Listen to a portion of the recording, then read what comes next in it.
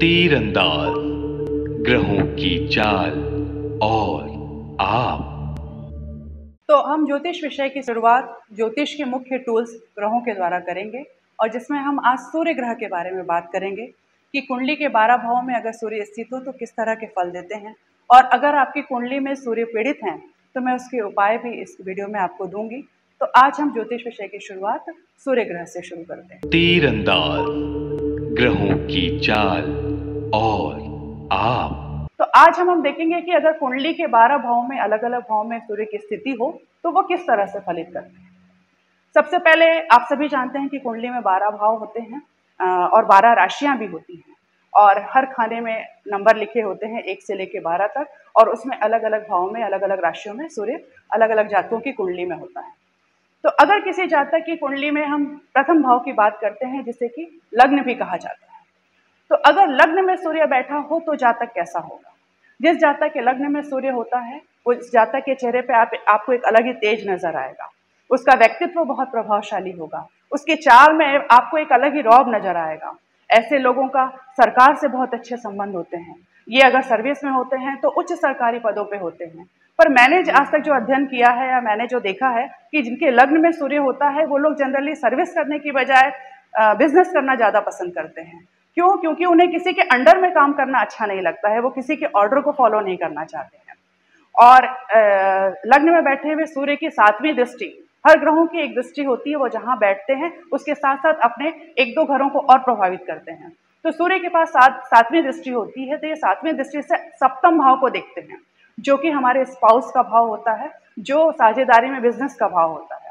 तो जिनके लग्न में सूर्य अगर बली अवस्था में है तो ऐसे लोगों के स्पाउस बहुत अच्छे परिवार से आते हैं।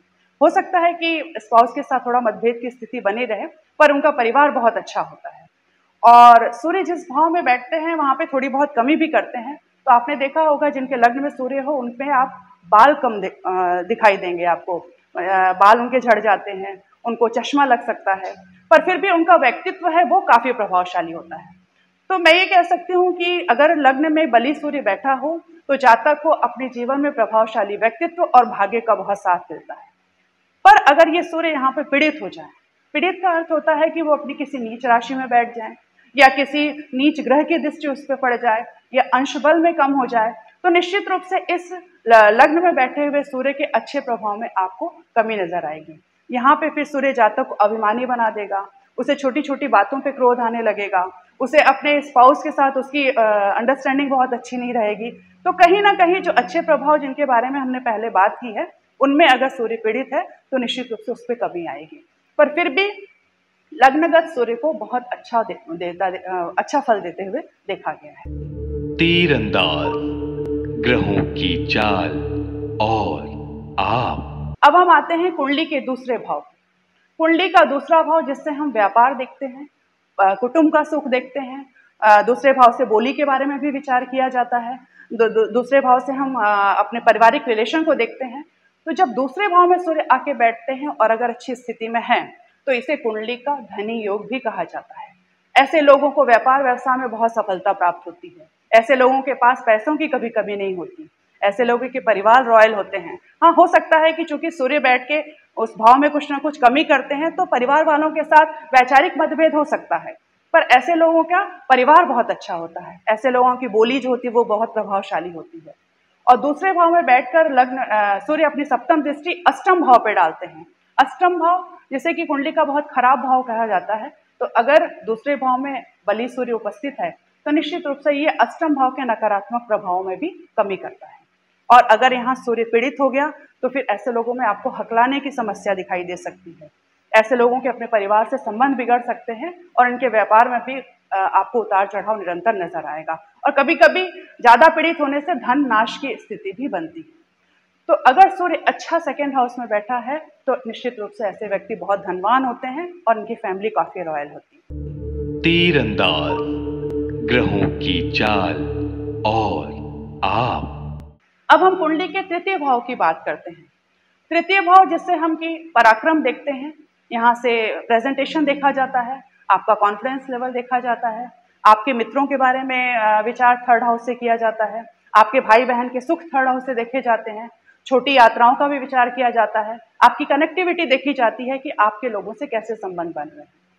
तो थर्ड हाउस में अगर सूर्य बैठे हैं अच्छी स्थिति में तो यहाँ पे ये बहुत अच्छा फल देते हैं। थर्ड हाउस का सूर्य जातक के पराक्रम को बढ़ा देता है। ऐसे लोगों को अपनी बातों को प्रेजेंट करने का तरीका बहुत कॉन्फिडेंटली होता है। और सबसे खासियत होती है थर्ड हाउस के सूर्य की कि ऐसे लोग अपने किसी भी परिस्थिति को बहुत आसानी से टैकल कर लेते हैं, मतलब परिस्थितियों से निपटने का इन पे बहुत अच्छा एक टैलेंट होता है। और अगर थर्ड हाउस में सूर्य बहुत अच्छी स्थिति में है तो ऐसे लोग अगर किसी चीज को एक बार ठान लेते हैं तो उसे जरूर पूरा करते हैं। मतलब अगर आपकी कुंडली में थर्ड हाउस में सूर्य है तो आप अगर मेहनत और पराक्रम करेंगे तो आप अपने जीवन में जो भी चीज पाएंगे उसमें आपको सफलता जरूर मिलेगी। पर यहाँ पे वही ध्यान रखना है, अगर पीड़ित हुआ तो निश्चित रूप से आपका कॉन्फिडेंस लेवल कम हो जाएगा, आपके अपने भाई बहनों से संबंध खराब हो जाएंगे और कहीं ना कहीं आपकी कनेक्टिविटी में भी कमी आएगी। थर्ड हाउस के सूर्य में एक कमी और होती है, चाहे वो बली हो चाहे पीड़ित हो, थर्ड हाउस के सूर्य के जातकों के भाई संबंधी रिलेशन में प्रॉब्लम आती है। या तो भाई होंगे नहीं और अगर होंगे तो उनके साथ उनकी अनबन की स्थिति रहती है। पर फिर भी ज्योतिष शास्त्र में थर्ड हाउस के सूर्य को अच्छा माना गया है अगर वो बली अवस्था में है तो। तीरंदाज ग्रहों की चाल और आप। अब हम कुंडली के चतुर्थ भाव की बात करते हैं। चतुर्थ भाव जिसे कि सुख का भाव कहा जाता है। फोर्थ हाउस जहाँ से हम भूमि भवन और वाहन का सुख देखते हैं, जहाँ से हम अपने माता का सुख देखते हैं। फोर्थ हाउस को जनता का भी हाउस कहा जाता है। तो लोगों से आपके कैसे संबंध बन रहे हैं इसको भी हम फोर्थ हाउस से देखते हैं। तो फोर्थ हाउस में आकर जब सूर्य बैठते हैं तो ऐसे जातक को अपनी जिंदगी में भूमि भवन और वाहन का भरपूर सुख मिलता है। ऐसे लोग अपनी माँ से बहुत अटैच होते हैं। हो सकता है माता के स्वास्थ्य में थोड़ा सा उतार चढ़ाव आप देख सकें, पर इनका माँ से अटैचमेंट बहुत होता है। क्योंकि चतुर्थ भाव जो है हम काल पुरुष की कुंडली में चंद्रमा के घर को मानते हैं। तो जब चंद्रमा के घर में जब सूर्य आकर बैठते हैं तो उसके कुछ गुण जातक में आ जाते हैं। ऐसे जातक अंदर से बहुत कोमल हृदय वाले होते हैं, हालांकि ऊपर से बहुत स्ट्रिक्ट दिखाई देंगे पर कोमल हृदय वाले होते हैं। ऐसे जातकों को गीत संगीत का भी शौक होता है और इनके जातकों को माँ से बहुत अच्छी बनती है और माँ से काफी अटैचमेंट होता है क्योंकि चंद्रमा माँ का कारक है। अच्छा, ऐसे लोगों के अपने आसपास में संबंध बहुत अच्छे होते हैं, ऐसे लोगों की समाज में छवि बड़ी अच्छी होती है। तो चतुर्थ भाव का सूर्य आपको अपनी सामाजिक प्रतिष्ठा और सारे सुख अवेलेबल कराता है। पर अगर यहाँ पे सूर्य अगर आपका पीड़ित है, अंश बल में कम है, तो आपके माँ के स्वास्थ्य में गिरावट आपको नजर आएगी, लोगों के बीच में आपकी छवि अच्छी नहीं होगी और कहीं ना कहीं आपके सुखों को पाने के लिए आपको अपनी जिंदगी में काफी संघर्ष करना पड़ेगा। तो चतुर्थ हाउस के सूर्य को भी बहुत अच्छा माना गया है अगर वो अच्छी स्थिति में है। तीरंदाज ग्रहों की चाल और आप। अब हम कुंडली के पंचम भाव की बात करते हैं। कुंडली का पंचम भाव जो कि ज्ञान का भाव होता है, एजुकेशन का भाव होता है। यहाँ से हम मंत्रों के बारे में देखते हैं, यहाँ से हम संतान सुख देखते हैं, पूर्व जन्म के बारे में भी हम पंचम हाउस से देखते हैं। यहाँ से हम अपने कितना ज्ञान प्राप्त कर सकते हैं वो सारी चीजों का आकलन जो है पंचम भाव से किया जाता है। और काल पुरुष में पंचम हाउस को सूर्य का कारक कहा जाता है। सूर्य का कारक वाला स्थान पंचम होता है। तो जब अपने ही ग्रह में आकर सूर्य बैठता है, अपने ही स्थान पे आके, तो ये सूर्य बहुत अच्छा फलित करता है। अगर पंचम हाउस में आपकी कुंडली में बलि सूर्य है तो ऐसे जातक बहुत इंटेलिजेंट होते हैं, बहुत हाईली डिग्री का क्वालिफिकेशन इनके पास होता है। ये लोग हमेशा ज्ञान के लिए ललायित रहते हैं, जहां से भी इन्हें ज्ञान मिलता है उसको ग्रहण करने की कोशिश करते हैं। ऐसे लोगों के मंत्रों के प्रोनाउंसिएशन बहुत अच्छे होते हैं। पंचम हाउस में अगर बलि सूर्य बैठा है तो ऐसा माना जाता है कि इनके पूर्व जन्म के कर्म बहुत अच्छे रहे होंगे। हाँ, पंचम हाउस में अगर सूर्य एक कमी जरूर करता है, संतान सुख में थोड़ी सी समस्या आपको देता है। और अगर इस सूर्य पे शनि की दृष्टि पड़ जाए या शनि के साथ इसकी युति हो जाए तो या तो यह संतान होने नहीं देगा और अगर होगा तो आपको बहुत पीड़ा होगी। पर अगर शुभ ग्रहों से दृष्ट है ये सूर्य तो निश्चित रूप से जातक को संतान सुख जरूर मिलता है। तो पंचम हाउस के सूर्य को बहुत ही अच्छा माना गया है कुंडली में। ऐसे जातक बहुत ही ज्ञानी होते हैं और इन्हें भाग्य का भी बहुत साथ मिलता है। तीरंदाज ग्रहों की चाल और आप। अब हम कुंडली के छठवें भाव में आते हैं। छठवां भाव इसे कुंडली के खराब भाव में या जिसे हम ज्योतिष में त्रिक भाव कहते हैं, 6, 8, 12, उनमें उनमें से एक खराब भाव में छठवें भाव को गिना जाता है। तो छठवां भाव जिससे कि हम रोग, रिपु, ऋण, रिपु मतलब शत्रु, इसका विचार करते हैं। छठवें भाव से हम कोर्ट का, मुकदमे का विचार करते हैं। मामा पक्ष का विचार भी छठवें भाव से ही किया जाता है। छठवें भाव से किसी कंपटीशन के बारे में विचार किया जाता है, और कोई जातक बिजनेस करेगा या सर्विस करेगा, इसको भी हम छठे भाव से देखते हैं। तो जब सूर्य छठे भाव में आकर बैठते हैं और अगर अच्छी अवस्था में हैं, तो ऐसा जातक अपने शत्रुओं पर विजय पाता है। ऐसे जातक को कंपटीशन में सफलता मिल सकती है, और ऐसे जातक के विदेश से भी अच्छे संबंध बनते हैं।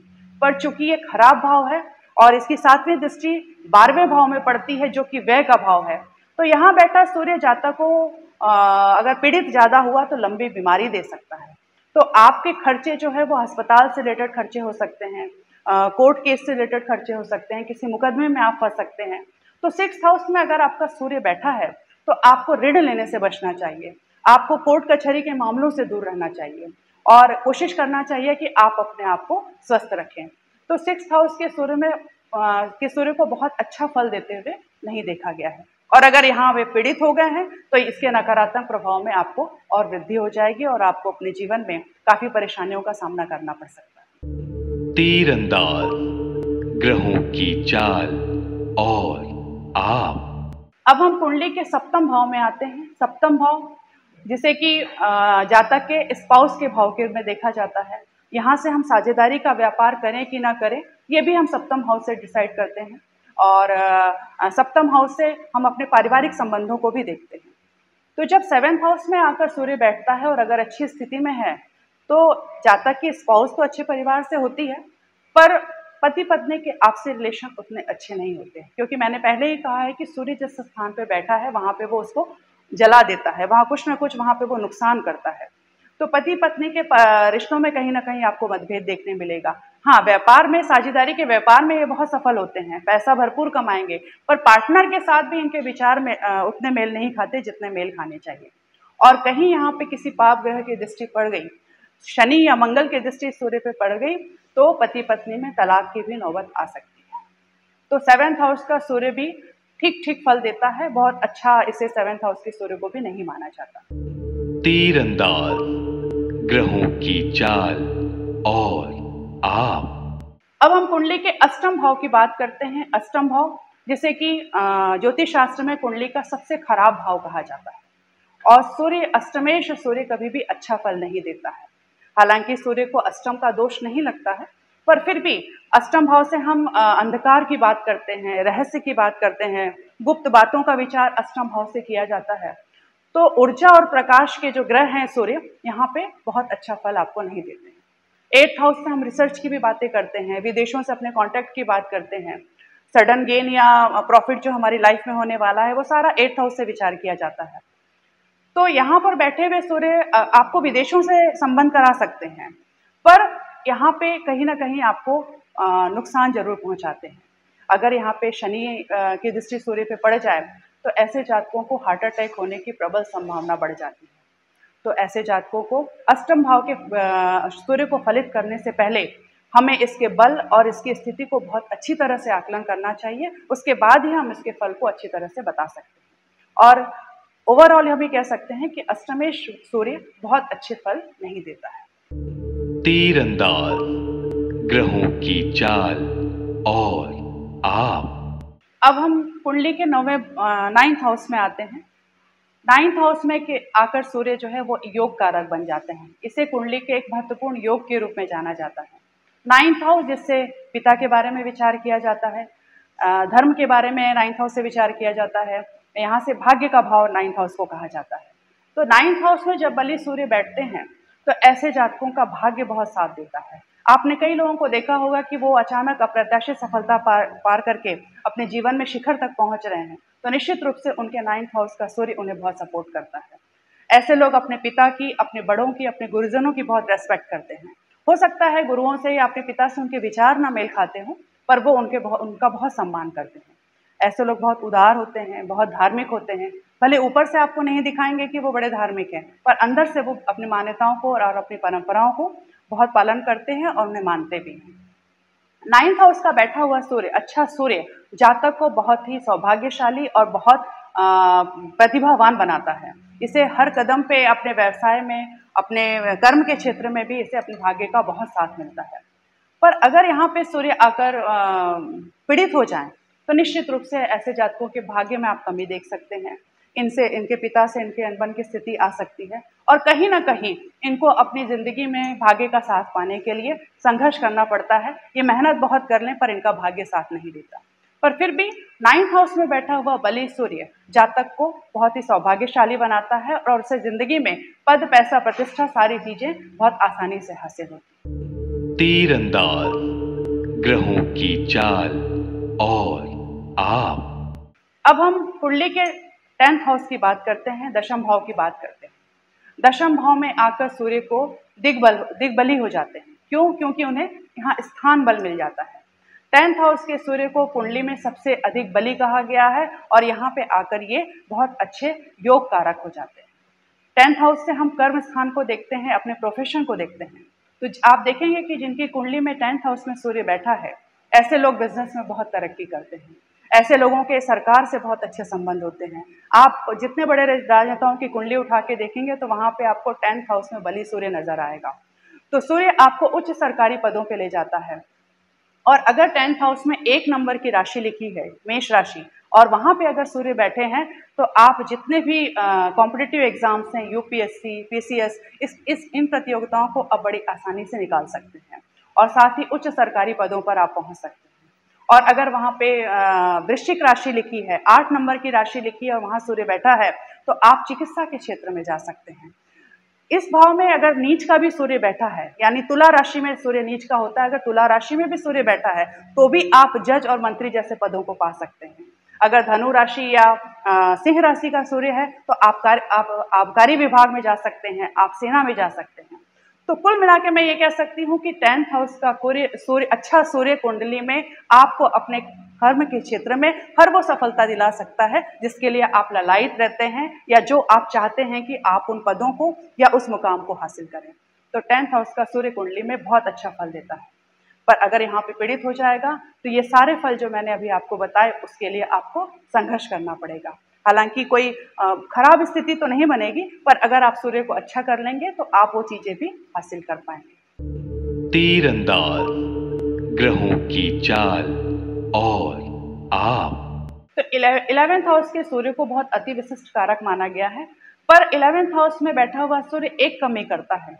चूंकि इसकी 7वीं दृष्टि पंचम भाव पे पड़ती है तो आपके जातक के संतान सुख में ये कमी कर सकता है। और अगर नीच ग्रहों की दृष्टि पड़ रही है तो एक दो गर्भपात भी हो सकते हैं और संतान होने में समस्या हो सकती है। पर अगर शुभ ग्रहों से पंचम भाव दृष्ट है तो निश्चित रूप से जातक को संतान का सुख प्राप्त होता है। 11th हाउस का सूर्य ज्योतिष शास्त्र में बहुत अच्छा माना गया है। तीरंदाज ग्रहों की चाल और आप। अब हम कुंडली के 12th हाउस की बात करते हैं। 12th हाउस जो कि कुंडली के 3 भाव 6, 8, 12 खराब भाव में से एक भाव है। तो सूर्य यहाँ बैठ के बहुत अच्छा फल नहीं देते हैं। 12th हाउस से हम व्यय के बारे में बात करते हैं, अस्पताल के बारे में बात करते हैं, जेल की बारे में 12th हाउस से देखा जाता है। 12th हाउस से विदेश को देखा जाता है। सैया सुख का भाव है, आपके मोक्ष का भाव है। तो जब 12th हाउस में सूर्य आकर बैठते हैं तो आपके विदेशों से अच्छे संबंध हो सकते हैं, विदेशों से आपके धन कमाने के साधन आपको उपलब्ध हो सकते हैं। पर कहीं ना कहीं ये आपकी जिंदगी में फिजूल खर्ची बहुत करवाएंगे, चाहे वो खर्च अस्पताल से रिलेटेड हो, किसी कोर्ट कचहरी से हो। कहीं ना कहीं आप अपनी जिंदगी में फालतू के खर्च जरूर करेंगे। और अगर सूर्य बहुत ज्यादा पीड़ित अवस्था में आपके 12th हाउस में है तो आपको राजदंड भी भोगना पड़ सकता है। तो 12th हाउस के सूर्य को बहुत अच्छा नहीं माना गया है। तो कुछ भाव हैं कुंडली के 6, 8, 12, यहाँ पे सूर्य बहुत अच्छा फल देते हुए नहीं देखे गए हैं। और बाकी भाव में अगर सूर्य बली अवस्था में है तो निश्चित रूप से जातक जो है वह काफी सौभाग्यशाली और काफी पद, पैसा, प्रतिष्ठा उसकी जिंदगी में उसे हासिल होती है। तीरंदाज ग्रहों की चाल और आप।